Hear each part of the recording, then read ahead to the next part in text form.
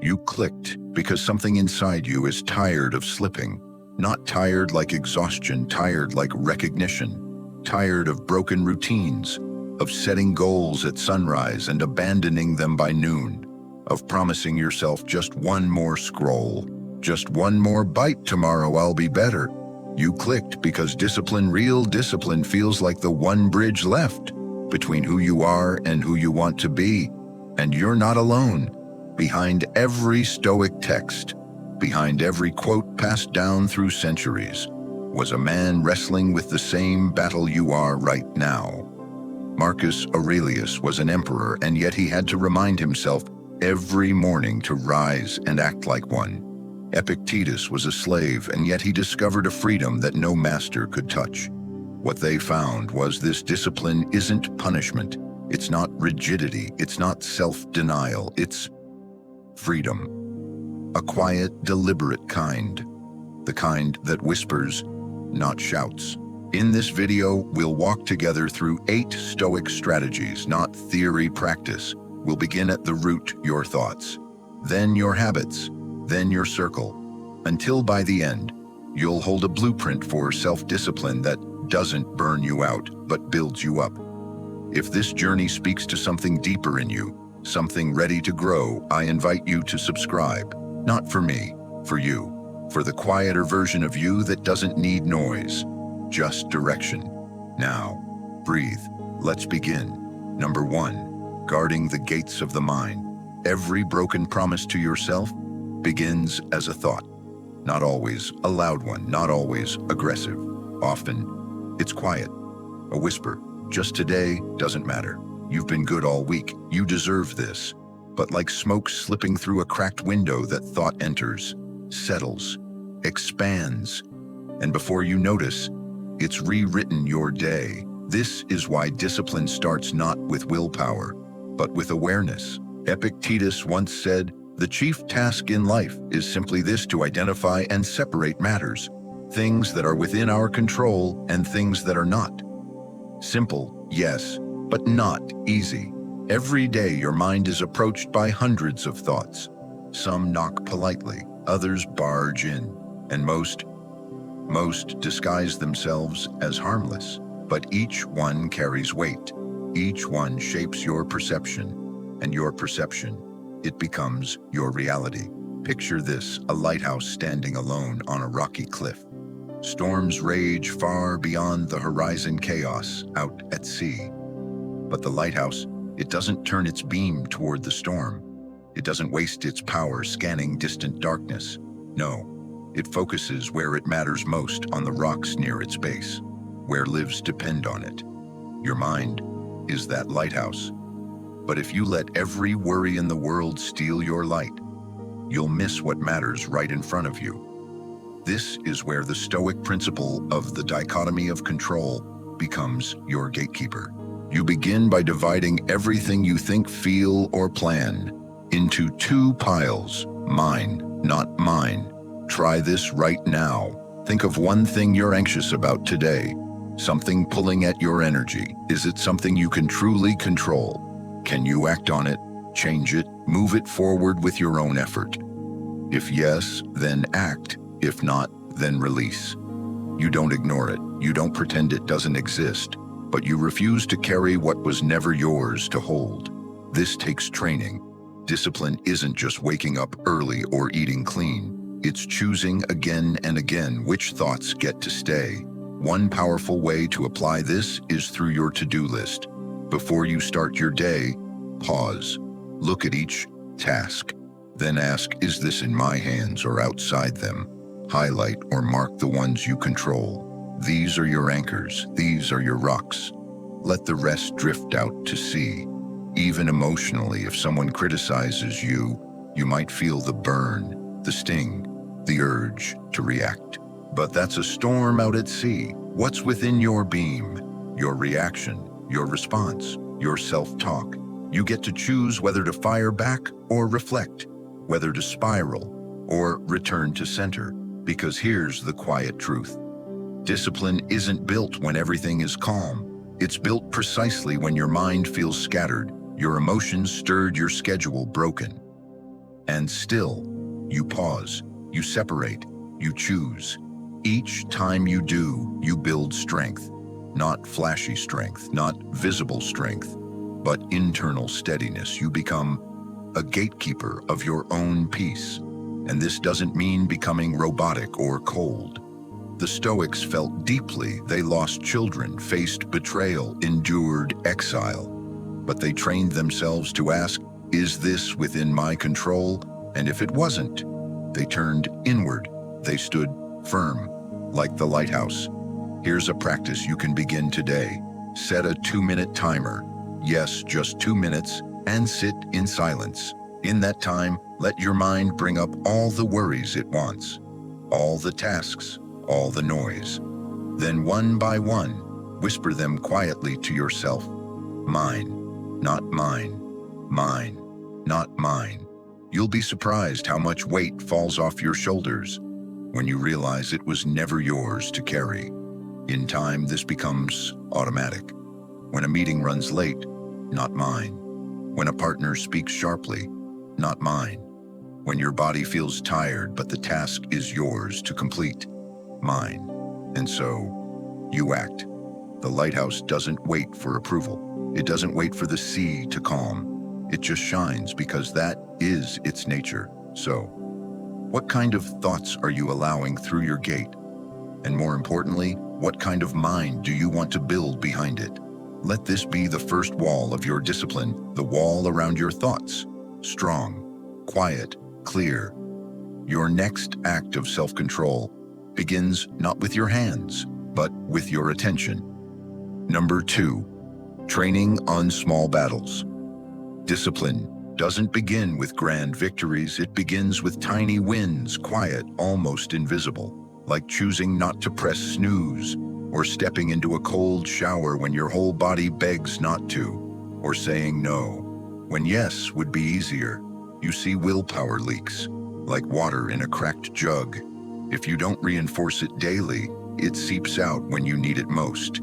And here's the part we often forget. The big challenges, the ones that really test us, don't come with warning. They arrive in chaos, in conflict, in pain. And by then it's too late to build resilience. So the Stoics trained early, on purpose. Seneca wrote, "Set aside now and then a number of days during which you shall be content with the scantiest and cheapest fare, with coarse and rough dress, saying to yourself, is this the condition I feared?" Why? Because if you can face discomfort willingly on your own terms, then when life forces it upon you, it won't crush you. You've already met it. You've already walked with it. You've survived it. Think of it like sharpening a blade. Before it ever cuts oak, it's tested on pine. The blade flexes, adjusts, learns, so that when the real pressure comes, it doesn't break. The same goes for you. If you want to build unshakable discipline, you need small battles, tiny self-imposed trials that train the mind to endure. So how do you begin? Start with something called monk mornings. Once a week, maybe Sunday or Wednesday, carve out a morning that is intentionally stripped down. No coffee, just water. No music, just silence. No social media, no emails, no noise. Eat something simple, a boiled egg, a piece of bread, oats maybe. Wear something plain. Sit on the floor. Breathe. Write. Work. But slowly, deliberately. This is not about suffering. It's not about punishing yourself. It's about reminding your body and your mind that you are not a slave to comfort, that you can function, even flourish without luxury. Because let's be honest, most of our cravings are habits, not needs. Comfort can be a trap, soft, warm, seductive. It whispers, you deserve this, and maybe you do, but not every moment, not every day. Real freedom is being able to say no to anything, even pleasure, especially pleasure. This kind of practice rewires your brain, slowly, silently, powerfully. The first few times it'll feel odd, maybe even frustrating. You'll miss the coffee, the phone, the dopamine hits, but stick with it, because with each quiet choice you sharpen your inner blade. You train for the day when things won't go your way, when the heater breaks in winter, when plans collapse. when relationships end, when comfort isn't available. And instead of panicking, you remember, you've been here before. You've sat in the cold on purpose. You've eaten simply and survived. You've worked without applause, and you know deeply that you are strong enough. That is real discipline, and it multiplies. Because after your monk morning, you'll find the rest of the day easier. Decisions will come faster, impulses will fade quicker. You'll walk taller, not with arrogance, but with inner steadiness, and people will feel it. Because that's the thing about discipline. It's quietly magnetic. It doesn't need to shout. It just is. Now, this doesn't mean you never enjoy life. That's not Stoicism. Stoics loved beauty, nature, conversation, music, joy, but they never let it own them. So here's a practice to begin this week. 1. Choose one morning. Block off 3 hours. 2. Decide what comforts you'll temporarily remove, be it hot showers, coffee, social media. 3. Write out a simple intention. Today I train gently, I need little, I am strong. 4. Afterward journal what you noticed, the discomfort, the clarity, the cravings, and repeat weekly. Because discipline is not a switch, it's a muscle. It needs reps, it needs resistance, and those small self-chosen discomforts, they're your reps. So let me ask you now, what single comfort could you skip tomorrow? Without harm, just one.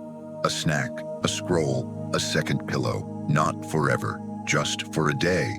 Train on the small battles, so that when the big ones come, you'll be ready, and you will be ready. 3, aligning action with logos. Discipline without direction becomes destruction. You can wake early, push hard, sacrifice comfort, but if your actions don't align with your values, you'll still feel off-center, frustrated, unfulfilled. Because it's not just about doing more, it's about doing what matters. Marcus Aurelius said, "Waste no more time arguing what a good man should be. Be one, direct, unapologetic, clear." And yet, in the modern world, clarity feels rare. We're pulled in 100 directions by jobs, trends, expectations, algorithms, and so our discipline fractures. We push hard, but toward goals we didn't choose. We succeed but feel hollow. We check every box but wonder, why am I still restless? That's the cost of living without logos. In Stoicism, logos is the rational order of the universe, the natural law. But for you, practically, logos means alignment. It means asking, am I living in harmony with what I know to be true? Because discipline is not just about control, it's about coherence. Like a compass needle that, despite being shaken, always returns to true north. That north for you is your values. So here's the key craft: a personal constitution. Not long, not poetic, just one sentence. A single line that captures who you are when you are at your best. Maybe it's I act with integrity even when no one is watching. Or I bring clarity, calm, and courage to every space I enter. Or I protect my energy so I can serve what matters most. Whatever it is, write it, speak it, feel it. Then before any major task, pause. Recite it aloud or in your mind, because that sentence is your logos, and it will guide you when motivation fades, when pressure rises, when options multiply. It becomes your quiet benchmark. Let's say you're offered a promotion, more money, more prestige, but longer hours, more stress, less time for family, less time for health. Without logos, you might say yes, because it's smart. But with your personal constitution front and center, you'll ask, does this serve my true path? If it does, you'll walk it with full force. If it doesn't, you'll step back with peace. No guilt, no regret. That's discipline with depth. Because you're no longer obeying impulse or external noise. You're following principle. Another practice. At the start of the week, review your calendar. Every event, every meeting, every task, ask, is this aligned with my logos? If not, can you delegate it, reschedule it, release it? You won't always be able to say no. Life has obligations, but awareness is the first step. It gives you back choice. Over time, your days will start to reflect your ideals. You'll feel less busy and more alive, because there's a difference between motion and meaning. And the world celebrates motion, hustle, grind, volume. But Stoicism invites you to choose meaning. That might mean fewer goals, but deeper ones. That might mean less speed, but more peace. That might mean disappointing others, to stay true to yourself. Marcus wasn't trying to impress the Senate. He wasn't trying to gain followers. He was trying to live, as he wrote, in accordance with nature. That nature lives within you too. So here's your practice. 1. Write a one-sentence personal constitution. 2. Place it somewhere visible, your mirror, your planner, your lock screen.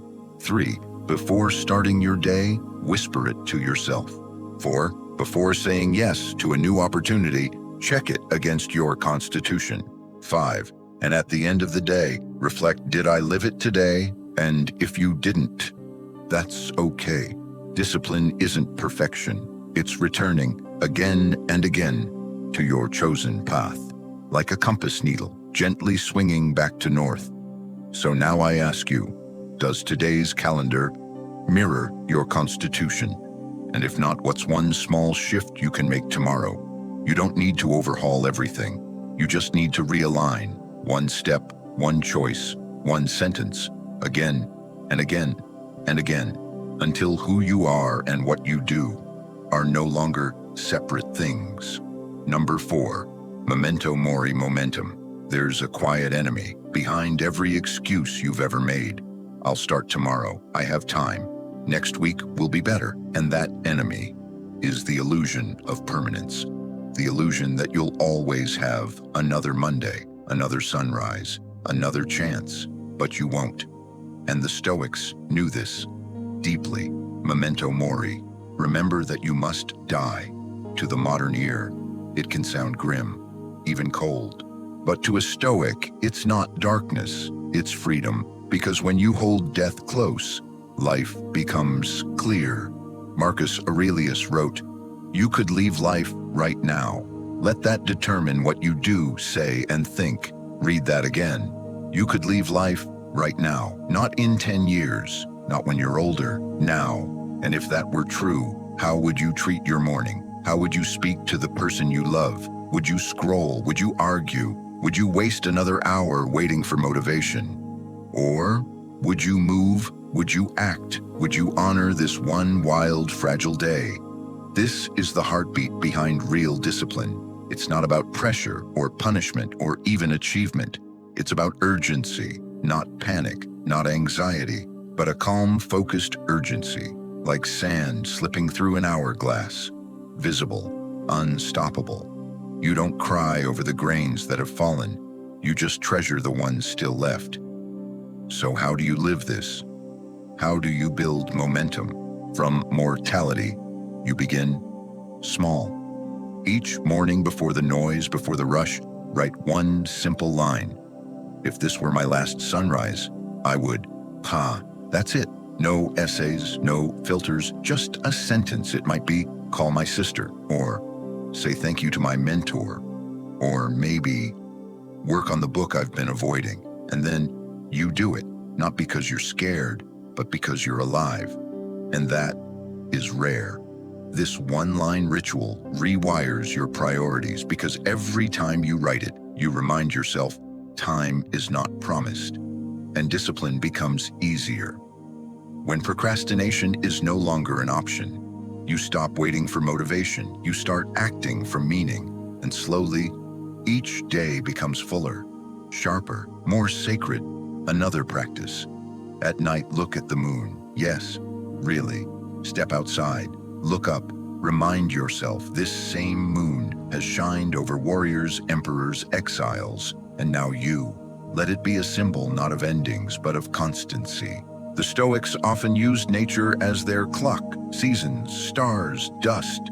They knew life flows. Time doesn't stall for indecision. So when you feel tempted to delay, to skip, to slack, to say tomorrow pause, whisper Memento Mori.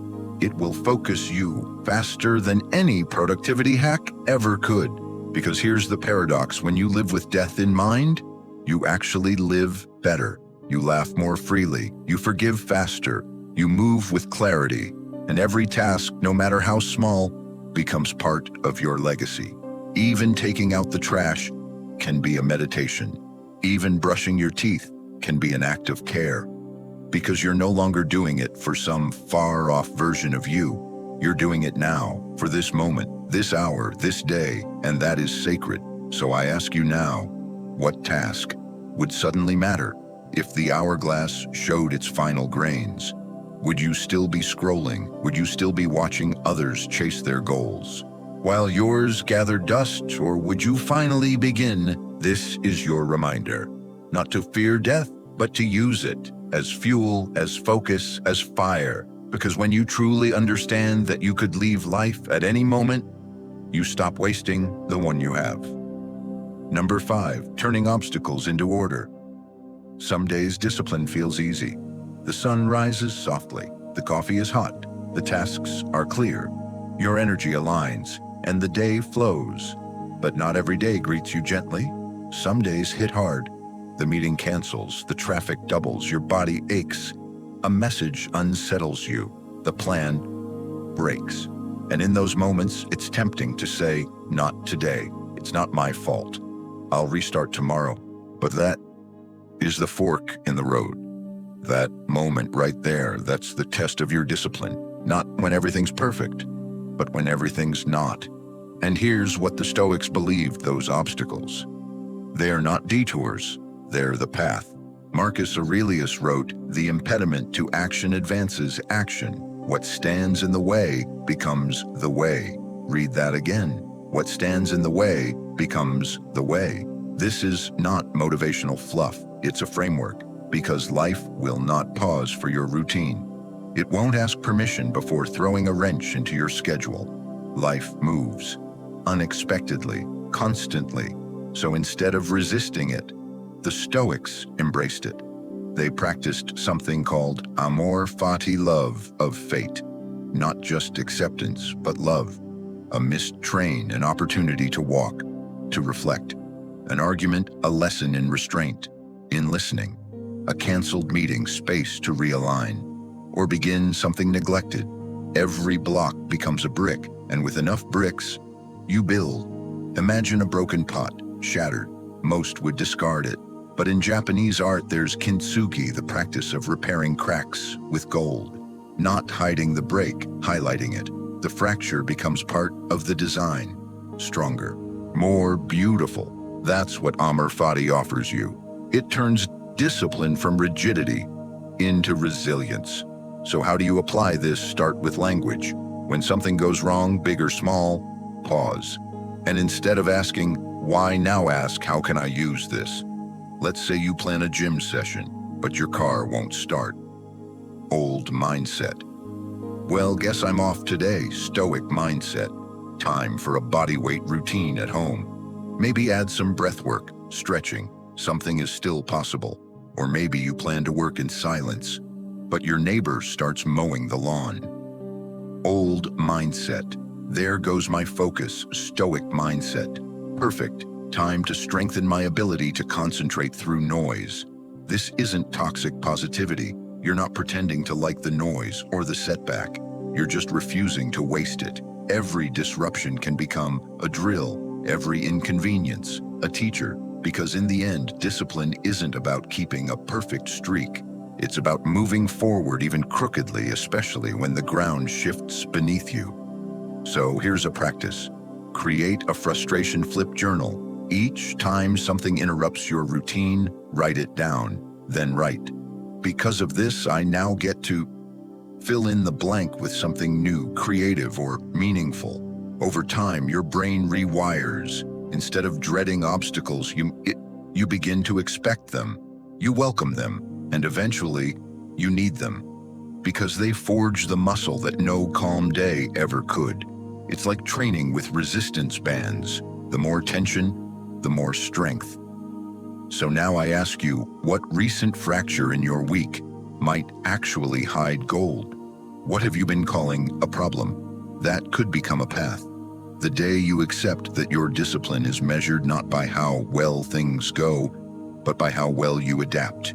That's the day you stop being fragile. That's the day you become anti-fragile. The wind that once knocked you over now, it fuels your flame.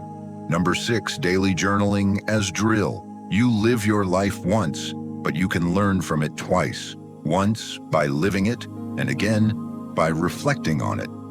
But only if you pause long enough to look back. This is why to the Stoics, journaling wasn't a trend. It wasn't a productivity hack. It was a discipline, a daily ritual to sharpen the mind, to smooth the soul, to track the journey. Marcus Aurelius didn't write his meditations for us. He wrote them for himself, to remember what mattered, to correct his course, to study his own behavior not with shame, but with sincerity. Because that's the thing, discipline doesn't grow from motion alone. It grows from awareness. Without it, you're just busy, active, reacting. But with it, you evolve. You begin to see yourself clearly, calmly, honestly. So here's the core practice: an evening self-audit. Every night just before bed, take 3 minutes. Ask yourself, 1, what did I do well today? 2, where did I slip? 3, how will I begin again tomorrow? Write 1 or 2 lines for each. That's it. Not a novel, not a journal entry for Instagram, just truth. Because even the smallest entry holds power. It's like a blacksmith cooling hot iron in water, revealing weaknesses before the next strike. And the next day, you strike wiser. Let's say you skipped your morning run. You ate out of stress. You yelled when you should have paused. Most people bury that under shame or distraction or denial. But you face it gently. You write, I slipped. Not because you failed, but because you noticed. And noticing is the foundation of change.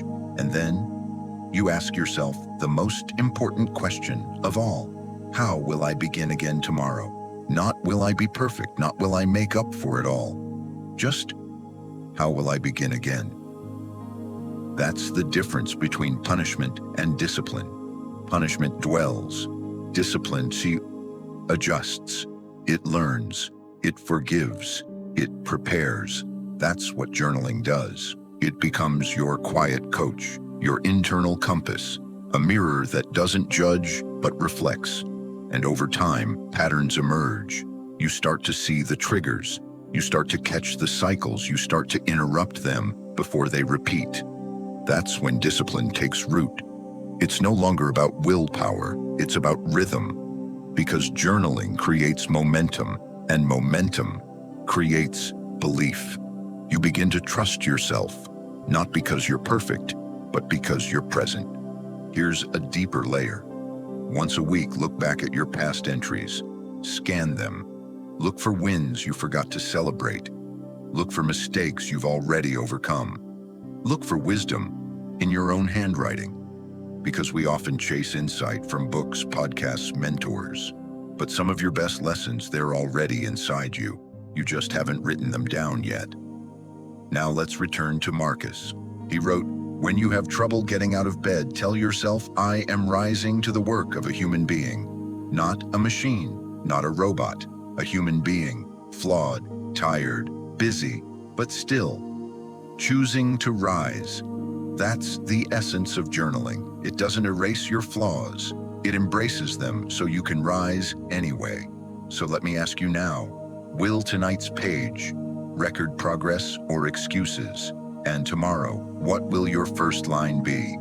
You don't need eloquence. You don't need the right pen. You just need honesty. 1 page every night, no matter how late, no matter how small. Because in that page, you are training, not your hand, but your mind. Number 7, selective association. Discipline is contagious. So is drift. And you know this deeply, because when you're around people who aim higher, you rise without thinking. And when you're around people who cut corners, gossip, quit early, you begin to soften too. That's not weakness, that's human nature. Even the Stoics, who emphasized inner strength, knew this. Musonius Rufus, one of the lesser-known but deeply respected Stoics, taught that we must associate with those who will make us better, because whether you realize it or not, your surroundings shape you, and the people closest to you, they shape the pace of your discipline. Imagine vines growing along a frame. If the trellis is sturdy, the vines grow straight. They flourish. But if the trellis is cracked, if it leans, the vines bend. They sag. That's you. That's me. That's everyone. We grow based on our support system. So, take a look at yours. Start with what I call the inner circle audit. List the 5 people you spend the most time with physically or digitally. Next to each name, ask, do they live with intention? Do they honor their word? Do they push me toward better or pull me toward comfort? Now, this doesn't mean cutting people off. That's not stoic, that's reactive. What it means is awareness. It means protecting your energy the same way you protect your time, your money, your body. Because if someone constantly jokes about skipping workouts, you'll skip. If someone always complains about their goals, yours will feel further away. If someone shrinks from difficulty, eventually you might too. But if someone holds you accountable, if someone speaks with clarity, if someone acts with integrity, you'll rise without force. That's the power of proximity. So here's your practice 1. Do your inner circle audit. 5 names, 5 quick notes. 2. Identify one person who lifts you. Spend more time with them. Share goals, share space. 3. Identify one person who drains you. Without judgment, create gentle distance. Protect mornings. Say no with kindness. 4. And if you can't find uplifting voices around you, seek them. Books, podcasts, communities, coaches, mentors, even the voices you listen to online matter, because every input becomes internal, and discipline thrives on clean input. Another layer, be that person for others, because one day someone will write your name on their list. Will they write, keeps me sharp, or keeps me stuck? Every conversation is a ripple. You don't need to lecture or correct or fix. Just live your values fully. Let your presence pull others higher without needing to say a word. That's quiet leadership. That's influence without noise. And over time, your circle evolves. Not by force, but by alignment. You'll attract what you practice. And the people who once tempted you to drift will either grow with you or gently fade. Either way, you stay steady, because your discipline isn't just yours anymore, it spreads. And maybe, just maybe, the discipline you build today becomes the spark for someone else tomorrow. So now ask yourself, which friendship currently bends your vine, not from malice, but from misalignment? And what gentle boundary could you set this week to straighten your path again? You are not the sum of your willpower. You are the sum of your inputs. Choose them wisely, because they're choosing your future. Number 8, taking the long view. Discipline dies when desire gets small, not smaller in intensity, smaller in vision, because that craving for sugar, that itch to check your phone again, that temptation to skip the hard thing, they're loud only because they're close. They stand right in front of your face, waving, whispering, sometimes shouting, do this now, it'll feel good. And when you're stuck in the moment, they feel massive. But zoom out, and they shrink. Because most urges are just that temporary storms. What gives them power is proximity. And what takes that power away is perspective. This is why the Stoics practiced a discipline called the view from above. Marcus Aurelius, emperor of Rome, didn't just lead armies, he led himself. And in his darkest moments, he wrote, observe the constellations as if they were your own thoughts. In other words, step outside of your ego, your emotion, your moment. Zoom out, way out. Imagine you're hovering high above your life. You see your home, your neighborhood, your city, your country. You keep rising. Now the world is a sphere below you, spinning, quiet, blue, and that craving, that stress, that comment someone made, it's invisible. It doesn't even register. That's the power of taking the long view, because when you stop letting every emotion sit in the front seat, you drive better. You steer with clarity, with calm. So how do you apply this? Start with a daily zoom-out practice. When a strong urge hits pause, close your eyes, take a slow breath, then picture your life. 1 year from now, will giving in to this urge make your life better, worse? Will it even matter? Now go further. Imagine you're 80. You're sitting in a quiet chair, watching the world, smiling at who you've become. Will this choice, this moment, be something you remember? If yes, make it count. If no, let it pass. Because not every craving deserves your energy. Some just need space to fade. You can also use the cosmic lens. Imagine the stars, massive, ancient, silent. They've watched every mistake, every regret, every triumph. They watched Marcus write his meditations by candlelight. They watched Seneca breathe through exile. They watched Epictetus teach with chained legs. And now they're watching you, one small human, in one small moment, with one powerful decision in front of you. You don't need to be perfect, you just need to be present. Here's a simple tool, the 5-5-5 check-in. Ask yourself, will this matter in 5 hours? Will it matter in 5 days? Will it matter in 5 years? If the answer is no to all three, release it. You've just saved yourself a spiral. Discipline in this way becomes less about restriction and more about perspective, because once you step back, clarity rushes in. You don't need to fight every urge. You just need to see it from above. And trust me, when you zoom out far enough, even your worst habit starts to look manageable. Because it's not you, it's just something near you. Loud, yes, but temporary. And when it passes, you remain unshaken. So I ask you now, from the stratosphere, does this urge still shout, or does it shrink into silence? You have the power to decide. You began this journey searching for discipline, not the loud kind, not the public kind, but the quiet kind, the kind that shows up before the sun, the kind that finishes what it starts, the kind that holds the line, even when no one's watching. And now you know where it begins, not with force, not with guilt, but with awareness, with practice, with alignment. Discipline, in the Stoic sense, is not punishment. It's not self-denial, it's freedom, because the more you rule your inner world, the less the outer world can shake you. But this freedom, it comes with a choice. You can forget this tomorrow, let the hours pass, let the habits drift, let the wisdom settle like dust on a shelf. Or you can begin again, right now, with a pause, a breath, a deliberate action, because the cost of not acting isn't failure, it's regret. It's that quiet voice that asks weeks from now, why didn't I hold the line? So don't chase a perfect life. Chase a present one, a principled one that whispers through each act of self-control, I chose this, I own this, I walked this path.